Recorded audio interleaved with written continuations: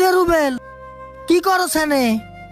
গাছগুলি ময়লা হয়ে গেছে তো পরিষ্কার করে দিতেছি। আর মনটা খুব একটা ভালো না। তোর আবার মনে কি হইছে?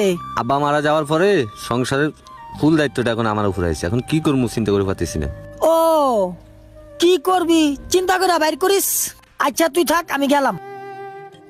আল্লাহ বাঁচাইছে, টাকা পয়সা চাই নাই, কাইটটা পড়ি তাড়াতাড়ি।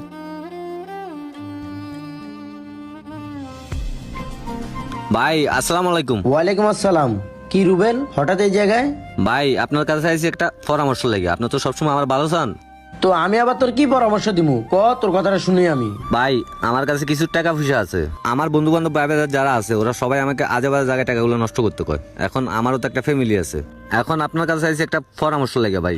আমি তোরে পরামর্শ দিতে পারি যে শুধু যে তোর কাছে যে টাকাটা আছে এই টাকা আজে বাজে খরচ